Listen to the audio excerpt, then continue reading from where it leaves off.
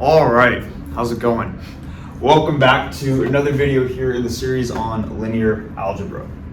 It's been a minute since I have made a video, right? And maybe just to give people an update, I strained my shoulder and then I couldn't really move it very well for a couple of weeks. So that wasn't fun, but it's healing and I can at least kind of move it a little bit better. And because that was my writing arm, that's why I couldn't really make these videos for a little bit. But I'm happy to be back, finally making these videos again. And I had to kind of just take a minute to be like, okay, what were we even talking about? Because it's been so long. So the first part of this video is not just a review for you guys, but almost in a sense a review for me to be like, okay, this is where we were going with the overall story, right? So we were talking about this section here called matrices and linear equations. And the whole idea about this section is that a system of linear equations can be represented in matrix vector form by this matrix vector equation right here, ax equals b, where a in the general case is going to be an n by n matrix, x is the vector that has all of the unknowns, and then b is just kind of the right hand side of the equation, right? And in the beginning, based off of what we were doing in the previous sections, we were thinking about A as, and this is definitely still how we probably should be thinking about this, is that we thought of A as a linear map, a linear function, which takes x in as the input to the function, and then b acts as the output to that function. Okay. So this sort of equation, ax equals b, has been the goal, what we have been trying to solve. And in I think one of the first videos in this section, we talked about the idea of computing the inverse of A. And if we could compute the inverse of A, then we just multiply A inverse on the left on both sides of the equation. And then when we do that, we get that x equals A inverse B. So if we were to ask the question, how do we solve this equation for x? Well, this could be one way of doing it. And then in the next video, we talked about Gaussian elimination, kind of this very systematic, practical process for solving for this vector x in the case where A isn't a very large matrix, at least the number of computations isn't too significant, right? And part of the purpose of that video was just to go through that process. So we say, okay, how do we actually perform Gaussian elimination? But part of it too was to show that there are different cases for how many solutions we could have to this equation right here.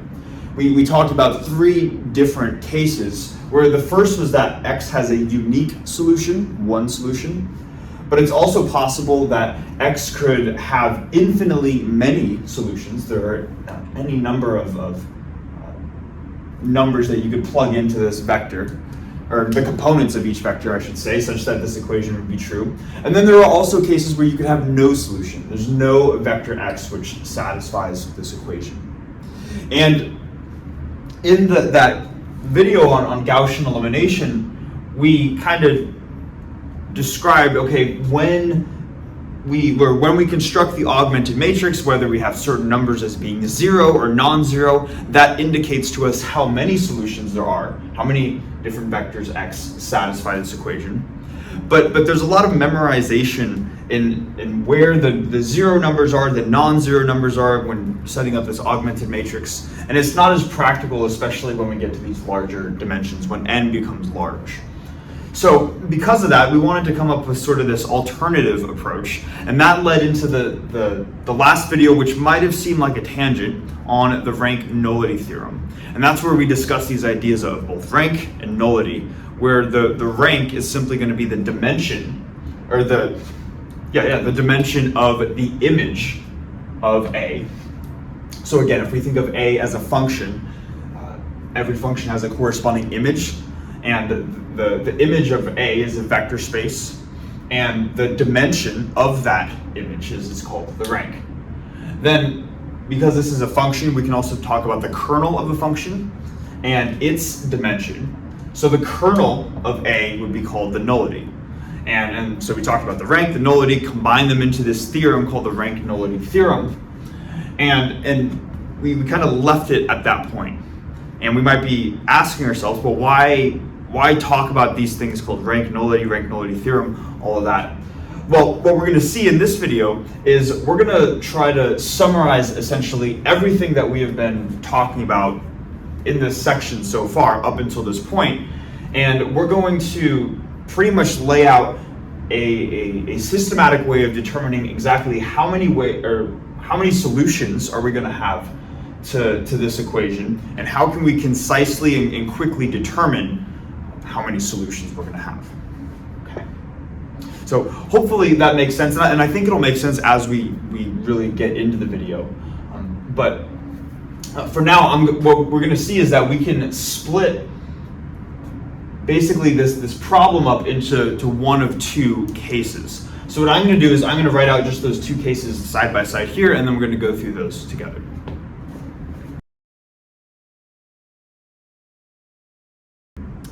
Okay, so we have split up this overall problem into two main subcases, and the two cases are revolved around the determinant of the matrix A. And we might be asking ourselves, why are we splitting the cases into the determinant, where the first case is where the determinant is non-zero, and the second is where the determinant of A is 0. And to see why, I want to go back to when we were talking about writing out x as A inverse, or as A inverse times B. Right? So we had x equals A inverse B, like this.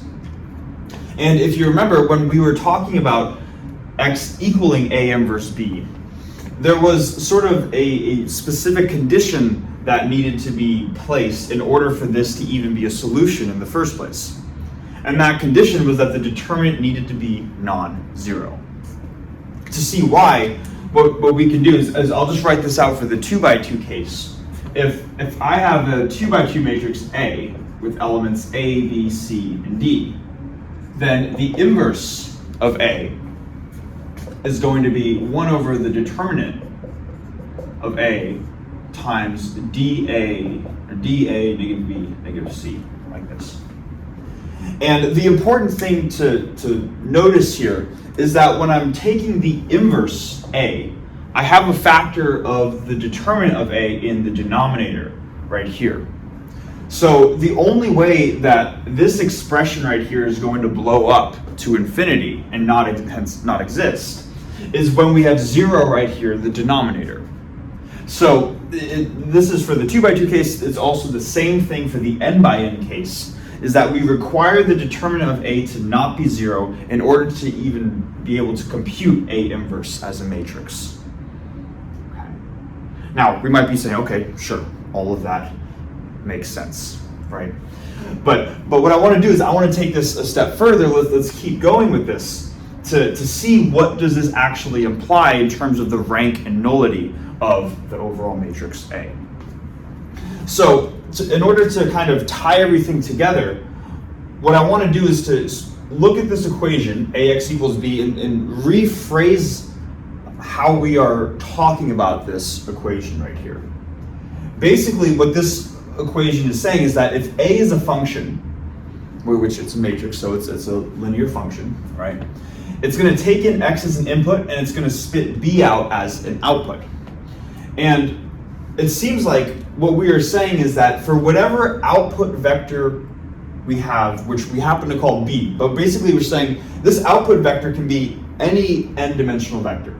Regardless of what B is, of what the output vector is, it has a corresponding input vector X that makes this equation valid. If B is the output vector, then X being A inverse B is the corresponding inverse vector. But we could make this a different output vector. If D is the output vector, then the corresponding input vector that makes this equation true would simply just be X equals A inverse D. What I'm trying to get across is that hopefully we see whatever the output vector is, if the determinant of A is not 0, we're guaranteed to have a corresponding inverse vector that maps to that output vector. Okay. Hopefully that makes sense. Now let's hold on to that idea, assuming that it does, and let's take that a step further. Let's maybe remind ourselves what it means to talk about the image of a function, or in this case, the image of A. The image of a function is going to be the set of output vectors which get mapped to from some corresponding input vector. But we just said that in the case where the determinant of A is not 0, we can take any output vector, B, and it's guaranteed to have a corresponding input vector, X, of this form right here. So that means that every output vector has a corresponding input vector, and therefore every output vector, every n-dimensional vector is going to belong to the image of A. Or in other words, because we're working in n dimensions, we're going to say that if the entire vector space is the image, then the image is going to be Rn. The image is all of Rn. Okay. Hopefully that makes sense. And then what we can do is we can just go one step further with this, is if we remind ourselves what is the rank of A, which we denoted as little r. That's just the dimension of the image. Well, if the image is all of Rn, then the rank of A is just going to be n. It's an n-dimensional subspace. And then the corresponding nullity of A, which I guess is kind of confusing that we're working in n dimensions, but the nullity is denoted with little n. But hopefully we understand this is dimension n. This represents the nullity of the matrix. We could ask ourselves, what is the nullity of A? And we know from the rank nullity theorem that the rank of A plus the nullity of A needs to equal the dimension of the vector space. So we have n plus something needs to equal n, because we're working in Rn, right? One way that's true is if the nullity of A is 0. Okay. So now what we're able to do is kind of make these additional connections, that the rank, in the case where the determinant is not 0, the rank of the matrix is n, the nullity of that matrix is 0. And what we're implicitly doing here, and what we can do as sort of an alternative route to start connecting more dots, is to say that if we're able to compute the rank or nullity of a matrix, and we see that if either the rank of the matrix is n or the nullity is 0, then we immediately know that there is a solution to the Ax equals B problem. What is that solution? Well, it's simply A inverse times B. And more importantly, this solution, this would be the unique vector that would satisfy this equation. Every time we change the output vector, the corresponding input vector is going to change. Okay? So we have a unique solution in the case where the determinant of A is not 0. Hopefully that makes sense. Now, let's move on to the second case right here, where the determinant of A is 0. Now, what we can, I guess, immediately establish is that when the determinant of A was not 0, the rank was n, and the nullity was 0. So now in the case where it is 0, this is no longer going to be true. We still need to satisfy that, I'll write it up here, that the rank of A plus the nullity of A is the dimension of the vector space, which is n. But when the determinant was not 0, these were the two values. So now when it is 0, this will no longer have the maximum value, so the rank of A will be less than n, and the nullity of A will be greater than 0. Okay. So we only reach kind of this extreme case when the determinant is non-zero. When the determinant is 0, we have this. Now what we can do is we can kind of break this case up into two additional subcases. So maybe I'll have like a part A right here, and then I'll have a part B down below. So the first case, the way that we're going to split this up further is we're going to take a look at now kind of the specifics of the right-hand side vector B and see whether or not B belongs to the image. we saw on this case right here, we didn't have to do that because every vector belonged to the image. But now that can potentially be a case that has to get evaluated on a case-by-case basis. So let's take a look at the first case, or maybe in kind of a simpler case, where the output vector is not in the image of A. And in the case where B is not in the image of A, we can almost just answer the question of how many solutions are there to this equation immediately. Because let's just ask ourselves what this expression is telling us.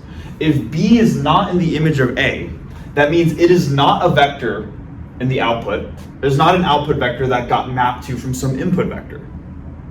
So therefore, when we ask ourselves how many input vectors map to this output, well, it has to be 0, because if it's not in the image, that means there are no input vectors that map to the output. Okay? So in the case where our right-hand side is not in the image of A, we immediately know that there are no solutions, there are no vectors x that satisfy this equation. So immediately we can simply say there are no solutions. Maybe I should write down here too, there's a unique solution. Like this. So we covered the case of a unique solution and no solution, and that leaves us with the infinitely many solutions case, right? We've kind of, we can see that coming, but we should still go through why we get infinitely many solutions. So our first subcase A was when B is not in the image. So the other subcase has to be when B is in the image. So B is in the image of A. Now, what we can do is, if B is in the image of A, that means that it is a vector in the codomain that got mapped to by some vector in the domain. Just the fact by B being in the image of A, that immediately tells us there is at least one solution. There's at least one vector x that we could input here, such that we're going to get B as the output.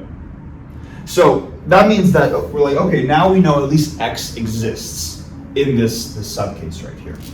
And what we can do is we can say, all right, if we know one vector x exists, we know we can write x equals something. And the most general way that we could express x in this case is if we wrote it as a sum of two components, which we're going to write x naught and y. And this might seem like, oh, okay, what are we doing with the two components here? And I'm going to specify what these two components mean. But just hang with me for a second. The first part of this might seem a little bit, well, like once I explain this, we might be like, okay, but I don't totally get it. Just hang with me and hopefully it'll make sense by the end. So we're going to say if x exists, it can be broken into two solutions, x naught and y, or a sum of two solutions, x naught and y. And for our first solution, x naught is going to be one particular input vector, x, which is going to satisfy this equation. So this vector x naught has to satisfy the equation ax naught equals b. Okay. We might be like, all right, sure. And then for our other vector y can be any vector in the kernel of A. All right. So we have the image of A that we've been talking about. We're also going to talk about the kernel of A. So if y is in the kernel of A, let's remind ourselves what it means to be in the kernel of A. If it's in the kernel of A, that means it is a vector in the input such that it maps to the 0 vector as its output. Or mathematically, we can write any vector in the kernel. If y is in the kernel, that tells us that A, when acting on y, gives us the 0 vector as the output. Another way of describing this, I don't know if we've used these terms yet. If we have, it might be useful. If not, don't worry about it. But we would say that x naught is a particular solution to the non-homogeneous equation, and y is any general solution to the homogeneous equation. Again, if that doesn't make sense now, don't worry about it. I'm kind of trying to do a little bit of a prelude for the next video series on differential equations. But main idea here is that our solution can be broken up into these two components right here. To see why that's the case, and I think this might help a little bit, is kind of running out of room here too, right? I'll write this down here.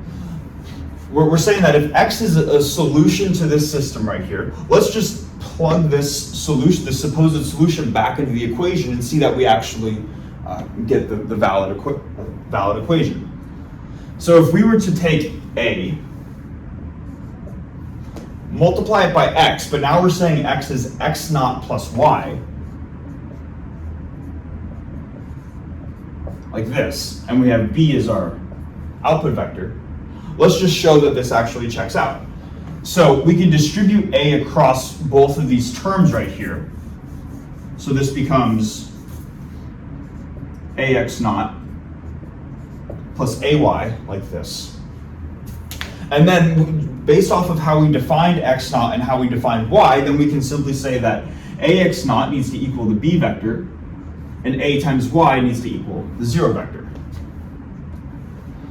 Hopefully we can see that down here, that then we just get that b plus 0 equals b. So therefore, x equaling x naught plus y is like the most general way that we could write out a solution.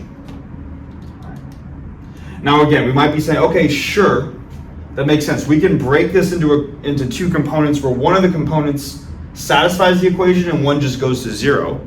Like, I guess, right? But why does that, what's the significance in that, right? And those are the connections that we want to make. So what I'm going to do is I'm just going to probably erase case 1, and then we're going to finish out with explaining why taking x, breaking it into a sum of two components, provides us with the ultimate solution that there's going to be infinitely many solutions to this equation.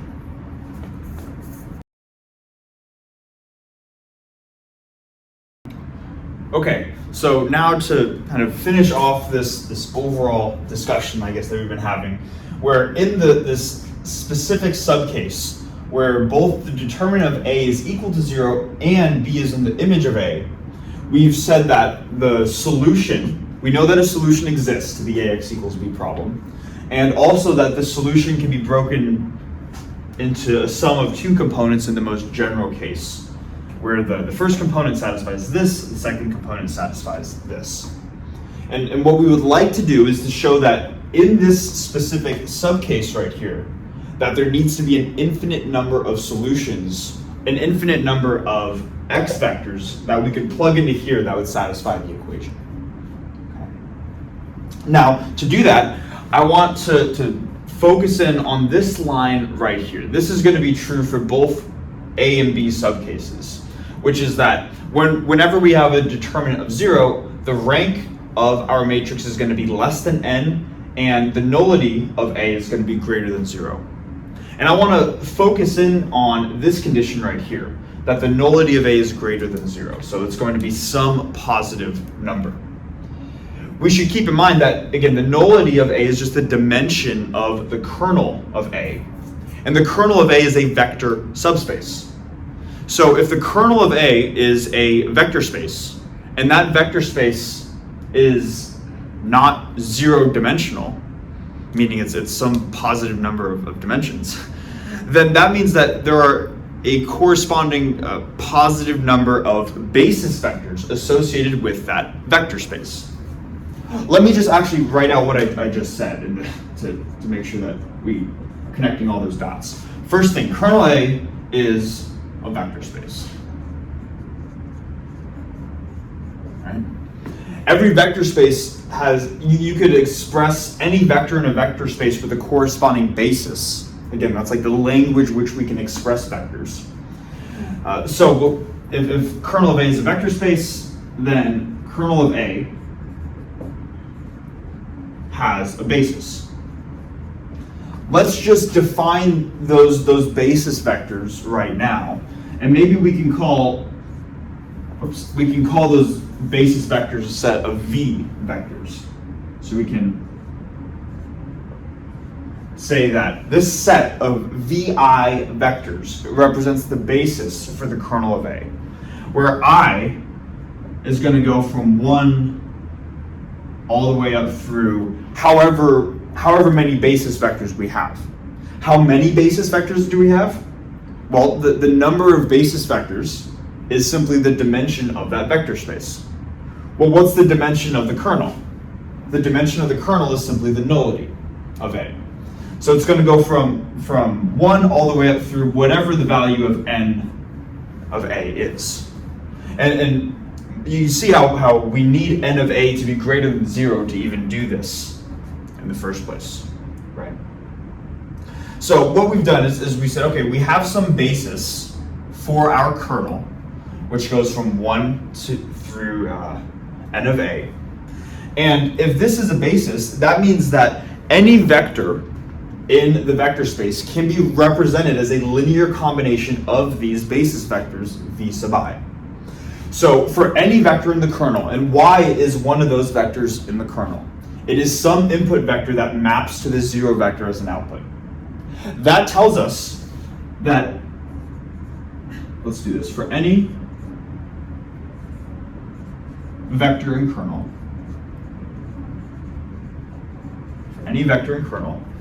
and I'll just write y as an example. We can say that y is going to be a linear combination, some coefficient ci times the ith basis vector, vi, where I is going to range from 1 all the way up through whatever the value of n of A is, like this. Okay. Hopefully this is making sense, and we're about to tie everything together now.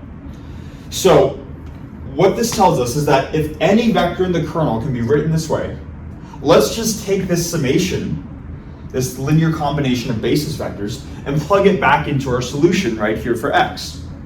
So what we're seeing is that x is going to be equal to x naught plus some linear combination of kernel basis vectors, going from I equals 1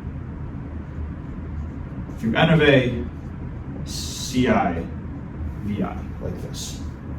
Okay? Hopefully that makes sense. We're just taking what we've established for y, plugged it back into here, our solution. Now, this is where we're going to make all of the connections, right? When we said in the very beginning, in the previous, I guess, whiteboard, or down over here, when we first said that we could split x up into 2 components, we saw that this was a valid thing to do by plugging x equals x naught plus y back into the original equation. We said, let's take A, multiply it by x naught plus y, and get b on the right hand side, and then let's see what happens. When we did that, we got b plus 0 equals b, like this. Notice that in doing that, all we said was that y had to be some vector in the kernel. It had to be some vector such that a times y equals the 0 vector. You can imagine, though, that because the kernel is a vector space, any vector in this vector space can be expressed like this. Y is one specific example, but you can imagine if we had different coefficients, we would get a different linear combination of these basis vectors, and we get some other vector in the kernel. Maybe we would have, maybe if z is in the kernel, maybe another vector z is in the kernel, I don't know. And rather than having its linear combination be ci times vi, maybe its linear combination is di times vi. The point is that any vector in the kernel can be represented by this linear combination, and there are an infinite number of different coefficients that you could, an infinite number of coefficients, or an infinite number of linear combinations that you could come up with. This is one possibility for the coefficients in front of vi. This is a different possibility for the coefficients in front of the vi vectors. But you could imagine if you plug in whatever coefficients you want, you set C1, C2, C3 to be any different number, an infinite number of possibilities, regardless of what those coefficients are, you're always going to have a linear combination of kernel basis vectors. So you're going to have an infinite number of basis vectors in the kernel. I'm saying a lot of words here, but what I'm trying to say is that because there are an infinite number of possibilities on what this term could be, the reason being because there are an infinite number of coefficients that would make this true, there are infinitely many vectors in the kernel, therefore there are an infinite number of solutions to the problem. You just pick one vector, x naught, that happens to actually satisfy the equation, and then pick literally any other vector that you want in the kernel, and then you're going to have a solution. Because of the fact that you can have an infinite number of different coefficients that make this equation true, an infinite number of different CIs. Therefore, in the case where the determinant of A is 0 and B is in the image of A, that is the case where you have an infinite number of solutions to the AX equals B problem. A lot of words, right? Hopefully that makes sense. That can definitely take a little while to think about too, and to sit with to make sure that those ideas are clear. But what we have just done is we have split everything into a case 1, a case 2 with 2 subcases, and classified the number of solutions in each case based off of if the determinant of A was 0, whether B was or was not in the image, and we use the ideas of rank and nullity to establish each of those ideas. This is probably the based off of looking at the determinant and whether or not B is in the image, that is a very concise way, those 2 conditions, of determining how many solutions there are to the AX equals B problem. Okay. Now, all of this is very general, right? All of this is for some n by n matrix, some input vector, some output vector. Let's go through a specific example where we test around with different values of what A, X, and B are, and actually kind of take all of this and apply it to a specific example. So I'm going to erase the board and then we're going to go through that next.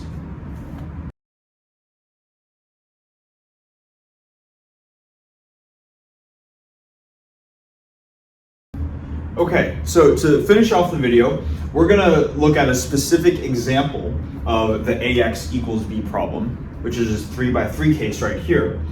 And admittedly, there are a lot of letters going on, right? So just want to make sure we understand what each of the letters mean first. So X, Y, and Z are all going to be components of the variable vector, basically what we are trying to solve for.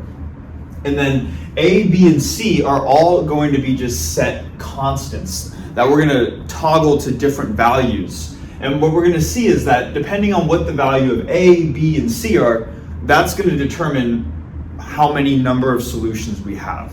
And what we're going to be trying to do is first to just say, okay, well, in different cases for when we set A, B, and C to whatever they happen to be, we're not only going to see, okay, when do we have which solutions, but we want to explicitly state what those solutions are. So that's going to be the goal of this example right here. Now, first thing, in order to fully classify this problem, if you remember, we first split up the AX equals B problem into 2 cases. One where the determinant was 0 and one where the determinant of A was not 0. So as a first step, let's just go through maybe how we would compute the determinant, and then we're going to write out what the determinant is. So, because that's kind of the first step, just to see how many solutions we're going to have, right? So for the determinant, contemplating how much I want to show here, I think what I'll do is I'll first just write out how we would go about computing the determinant, but not go through all the algebraic steps. Just kind of write, if you were to go through the algebra, this is what you would get. But still, let's go through showing how we would compute it. So we would start with a factor of -1, and then if we were to go across this row right here, we'd have -1 to whatever index, row column index this element has. So this is first row, first column. So we'd have -1 to the 1 plus 1 for row plus column. And then the element itself, which is A. And then we take the 2 by 2 subblock, which removes the row in the column that this element's contained in. It's contained in the first row in the first column, so we get rid of this row, this column, and we're left with this 2 by 2 subblock that we take the determinant of, which is AA, BA. So that would be the first term, and then we could go across a row, or we could go down the column, but we would just progressively go one by one. Next term is going to be -1 to the row 1 plus column 2 index. The variable is A. And then the 2 by 2 determinant is going to be BAAA. Separate those a little more. BAAA. And then for the final term, we're going to have -1 to the 1 plus 3. That's first row, third column. That's going to be the element B. Times this 2 by 2 determinant right here, which is going to be BAAB. So if you were to do all the math, evaluate all of that, you're going to get an expression for the determinant of A. And I'm just going to write out what that is right here. The notes say that's, make sure I get this right, A minus B squared, and then 2A plus B. Okay. So that's what you get if you actually went through all this math right here. Okay. Hopefully that makes sense. That's how we compute this 3 by 3 determinant. Now I want to just probably erase this because this is the math just to get to this top line right here. And while I'm doing this though, we want to keep in mind that the number of solutions to the AX equals B problem is initially determined on the value of this quantity right here. Is it 0 or is it not 0? So in the case where the determinant of A is not 0, then we know that there is a unique solution to the system. And that unique solution is X equals A inverse B. So if the determinant of A is not 0, we have a unique solution to the system where X equals A inverse B. And because we just have a bunch of variables right here, I'm not going to go through computing the inverse, multiplying it by B, but you can imagine if you just had a bunch of numbers here, you would just find the inverse of this matrix, multiply it by whatever this vector is, you're going to get a resulting vector, and that's what your solution, your unique solution to this system is right here. So kind of the case that would take a little bit of work if we had specific numbers, but because we're keeping it general, we're going to leave it at that. Now let's move on to the case that requires a little more work, the case where the determinant of A is 0. So now we're going to say if the determinant of A is 0.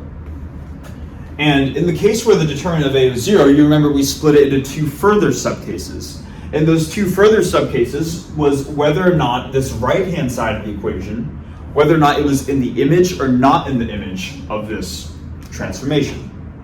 So that's going to be our next question, is to ask whether is this vector right here, B, this 1C1 vector, is it in the image of A? And in order to find the image, there's kind of like a decent amount of steps that go into doing that. We're going to go through that. But first, let's just keep in mind that this is all under the condition that the determinant of A is 0. But there are multiple ways for this quantity right here to be 0. Maybe let's just list those out real quick. The first possible case is when A is equal to B. Because when A is equal to B, this thing is A minus A, so it goes to 0, and the whole thing goes to 0. So the first condition where we could have this determinant be 0 is when A equals B. The second condition is when this term in parentheses right here goes to 0, when B is equal to minus 2A. So these are both possibilities for how we could get the determinant to be 0. Or we could just have both conditions be true. Right? Let's go one condition at a time, because to really get as much practice with looking at the number of solutions. So maybe we'll just start with this condition that A, right, that looks like a minus sign, where put a little star around it, or next to it. This is the condition we're going to start with, where A is equal to B. Now, again, we still want to find whether or not this vector is in the image. So we're going to need to find the image of A in the first place. The way we usually go, I don't want to say usually, but one of the common ways, and the way I believe we've done so in this video series, the way we go about doing that is we first find the kernel of this matrix right here. So we say, okay, well, how do we find the kernel? Well, what we would do is we would write out this matrix, but rather than writing A's and B's, we're going to apply this condition. This is the first condition we're going to look at. And everywhere where we see a B, we're just going to set to A. Or in other words, we're just going to have a matrix full of A's. So we have A, like this. And if we want to look at the kernel, we want to find what input vectors, or in other words, what values of X, Y, and Z we can have such that when we multiply this vector, or this matrix by this vector, we get the 0 vector as the output, right? So any values of X, Y, and Z that satisfy this equation would be in the kernel of A.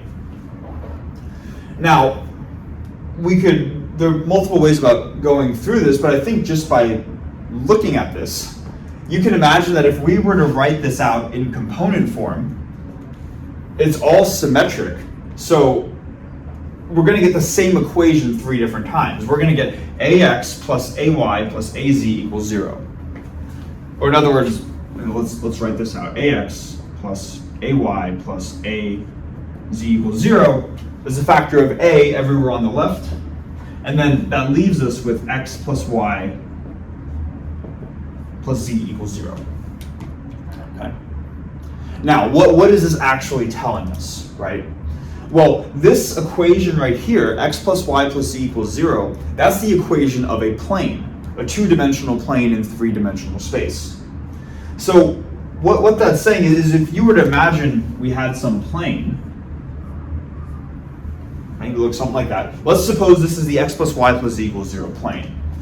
Then every vector that lies in this plane, so whether I draw an arrow like here, here, here, imagine that they're all vectors lying in the plane. If each of these vectors, any vector that lies within this plane satisfies this condition, or in other words, this condition, and therefore is in the kernel of this matrix right here. So hopefully that makes sense.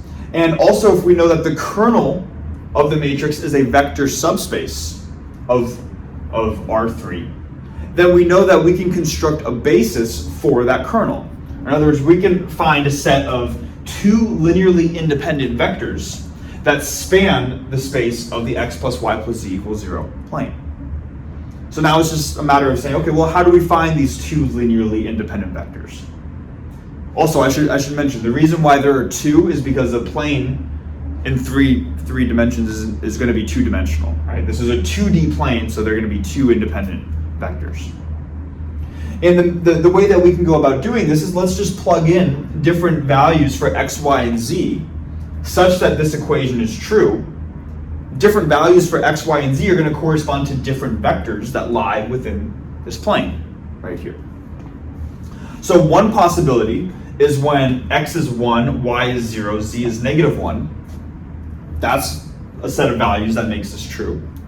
Another one is maybe if this is 1, this is -1, this is 0. Those are those are 2 sets of values that make this equation true. And if I were to just write those out, so 1, 0, -1, and then 1, -1, 0, these 2 vectors are also linearly independent.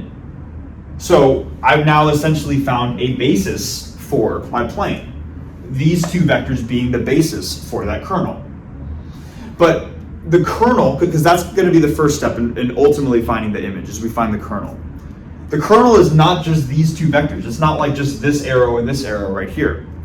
It's all possible arrows in this plane, or in other words, all possible linear combinations of this vector plus this vector. Another way of saying that is that the kernel is going to be the span of these 2 vectors right here. So what we would say as a first step to finding the image is we find the kernel. And we say that the kernel of A Hopefully that's not too small. Kernel of A. Let me move it over a little bit. The kernel of A is the span, and hopefully we can see this down here. The kernel of A is the span of these two possible vectors right here. Oops. Okay. Hopefully that makes sense. So that would kind of be the first step, is you find the kernel. Next thing to keep in mind, the kernel is a vector subspace of the domain. It is a set of domain vectors that map to the zero vector in the codomain. If we wanted to use these as part of an overall basis for R3, we could use these two vectors plus an additional vector, and that would give us the overall R3 basis. Okay, hopefully that makes sense, right? We're working in R3, and then the kernel of A is a subspace of R3.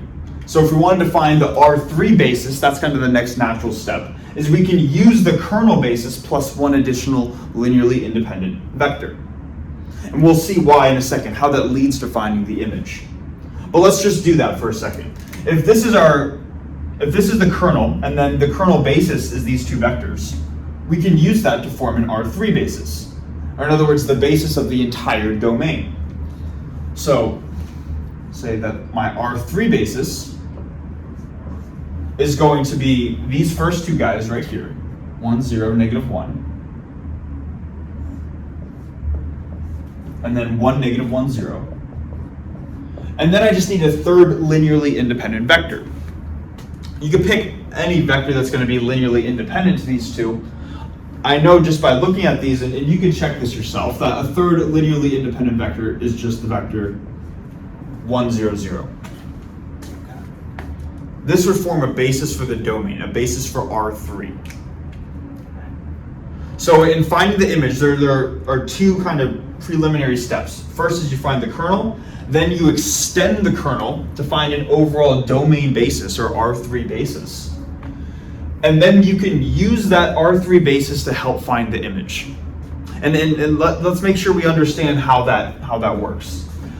Let's put variable names on these basis vectors, v1, v2, and v3. These are basis vectors in the domain. And we know that any domain vector, any vector x, y, z, can be written in this basis. It can be written as a linear combination of these three vectors. So I can say that this vector x, any vector x, can be written as c1 times v1 plus c2 times v2 plus c3 times v3, like that. And now we're essentially ready to find the image of this matrix. And the way that we do that, again, the image is going to be the set of outputs when A acts on some input. So let's just see how A acts on a general input, some general linear combination of our basis vectors. Apply A right here, and apply A to everything else.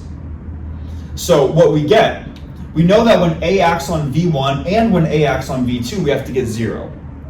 The reason we know that is because these are elements of the kernel. They're defined that way. So this is going to be 0 plus 0 plus some coefficient C3 times when A, which I'll just write out as A, the matrix full of A's. Same thing as when this matrix A acts on my third basis vector, 1, 0, 0. And what's this matrix vector product right here? Well, that's simply going to be a vector full of A's. So we're going to have C3 times a vector full of A's, right? Like this. So what this is telling us is that any vector x can be written as a linear combination of the basis, and when A acts on any vector, then the output is going to be some scalar times A. Or in other words, whatever the input vector x is, when A acts on it, it's going to produce a vector with 3 components that are all the same value. C3 times A, C3 times A, C3 times A. So the idea is that as long as each of the numbers are each of the components are the same, that will be an element of the image of A. A way that we can concisely say that is that the image of A is simply going to be the span of some vector, all possible linear combinations of a vector that has 3 equal components. So I just did 1, 1, 1, and then you could multiply this 1, 1, 1 times anything, and you'll get the span. Okay. So that is the process that you can go about finding the image. And again, we want to find the image of this matrix because that's how we can break this down into 2 further subcases. Let's remind ourselves, what was the first subcase that we talked about in the previous whiteboard? Well, that was the case where B was not in the image, right? And we said that when B was not in the image, kind of by definition, there have to be no solutions to the system right here. So we can ask ourselves, when is this right-hand side vector B not in the image? And just looking at it, this vector B right here is not going to be in the image when not each of the 3 components of that vector are equal to the same thing. I said, well, when is that, right? Well, whenever C is not equal to 1, then the middle component is going to differ from the top and bottom components. Therefore, it would not be in the image. So what we can say is that when C is not equal to 1, then there are no solutions because it's not in the image. Okay. Now let's just move on to the final case. What if C is in the image, right? And when C is, or no, when not C, when this right-hand side vector B is in the image. And when this vector right here is in the image, that is when C is equal to 1. So let's write that out as well. So when C is equal to 1, it's in the image. And in the case where the determinant is 0 and when the right-hand side vector is in the image, that means there are infinitely many solutions. Let's go about finding what those infinitely many solutions are. And I think what I'm going to do, I'm trying to figure out where I can make space here. Hopefully all of this makes sense. And I'm going to erase probably from the R3 basis down. I think I'm going to do that. It's always interesting. You have this stuff planned out in your head, but then when you run out of room, you gotta improvise a little bit, right? So what we're going to be looking at is the case now where C equals 1, so the B vector is in the image of our matrix A, like this. Now, we said that there are infinitely many solutions. Let's go about finding what those solutions are. If you remember from the previous whiteboard, we said that X could be split into 2 possible components, where X naught was just going to be some solution where A X naught equals B, one particular vector X naught which satisfies this equation, and then Y was just going to be some element of the kernel. So Y was in the kernel of A, or in other words, we would say that A times Y equals a 0 vector. And here's kind of the simplicity in showing how there are infinitely many solutions. All we have to do now is, well, we need to find both of these 2 components, right? Both X naught and Y, because that would make up our full solution, right? And for X naught, let's just pick, here, let's do this. Let's write finding X naught, like this. To find X naught, we just need to find specific values for our X naught vector, which maybe I'll write as X naught, Y naught, and Z naught, where the overall equation is satisfied. So my matrix is going to be the case where A equals B, so that's going to be my matrix full of A's. And then on the right-hand side, this is the case where c is equal to 1, so I have a vector full of 1s. Hopefully you can see that if we were to write this out component form, whether looking at the top equation, middle equation, or the bottom equation, I'm going to have the same equation every single time. I'm going to have a times x naught plus a times y naught plus a times z naught.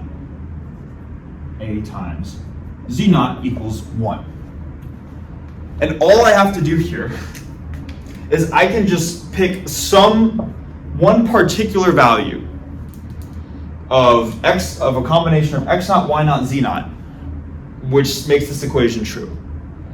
Now here's where it could be a little bit confusing, but just hear me out for a second. Are there multiple values of x naught, y naught, and z naught that make this equation true? Yes. We do not need to pick all of them though. We just need to pick one specific value of x naught, y naught, and z naught that are going to make this equation true. And I'm going to try to do my best to explain why as we get to the second part of it as well, with finding the vector y. But let's just do that for now. Let's just pick one specific set of values that make this equation true. What I can do is I can set x naught equal to 1 over a, so I get a times 1 over a, or just 1. And then have these other terms go to 0. So x naught equals 1 over a, y naught equals 0, z naught equals 0. So therefore, my vector x naught is simply going to be the vector 1 over a, 0, 0. Hopefully it makes sense, at least how we obtain that. And maybe what I think I'm going to do is, assuming that makes sense, how I got that, I'm going to erase this and then say that x naught, one particular value for x naught is going to be 1 over a, 0, 0. Okay, cool. So we found a vector that satisfies this equation. Now we just need to find a general form of y. Well, y, if it's in the kernel, and this is why I've been keeping this part of the board here and not erasing this part, is that if y is in the kernel, it can be written as a linear combination of the kernel basis vectors. So y can be written as some coefficient, c1, times my first basis vector, 1, 0, negative 1, plus another constant, 1, negative 1, 0, like this. This is going to be just some general vector. Any vector that I have in my kernel right here can be written as a linear combination like this, and that's what we are requiring out of y. So now to put the pieces together, in the case where the determinant is 0 and c is equal to 1, my solution looks like the sum of those two components. So therefore, what we would say is that my solution x looks like the first component, 1 over a, 0, 0, plus some vector in the kernel. So c1, 1, 0, negative 1, plus c2, 1, negative 1, 0. And because c1 and c2 can take on an infinite number of different values, this is still going to be a valid solution to any value for c1 and c2 would still be a valid solution to the equation. Therefore, there are infinitely many types of solutions of this form that would satisfy the equation when the determinant is 0 and when c is equal to 1. Hopefully that all makes sense. That's a lot, I realized as I was explaining it, that's a lot to go through, right? And I don't know how long this video has been going on, but I assume it's been going on for a while now. So I think what I want to do is I want to call it here. But as an exercise for you guys, all of this, let's keep in mind, all of this was in the case where the determinant was 0, and we set the determinant to 0 by forcing a to be equal to b. But of course, we could also make this determinant 0, this top quantity right here, 0, when b is equal to minus 2a. So in that case, where b is equal to minus 2a, I'd recommend trying this yourself. Try setting everywhere where there's a b to be negative 2a, and then go about this process. Try to break it further into two subcases by finding whether or not this is in the image. The way you do that is by finding the image. The way you find the image is by first finding the kernel, then extending the basis of the kernel to the R3 basis, which I erased. Then see how A acts on each of the R3 basis vectors to obtain your image, which I also erased, where the image was the span of 1, 1, 1. Right. And then that allows you to, once you have the image, you can see whether or not this vector lies within the image, and then you can proceed from there. Yeah, this is a lot, but hopefully we can see how this is a very general classification of looking at the number of solutions using kind of these big idea concepts for just about any matrix vector system. So yeah, thanks so much for watching. I'm excited to be making videos again. I'm gonna try to just get back into the flow of things. And yeah, I'll see you guys again next time.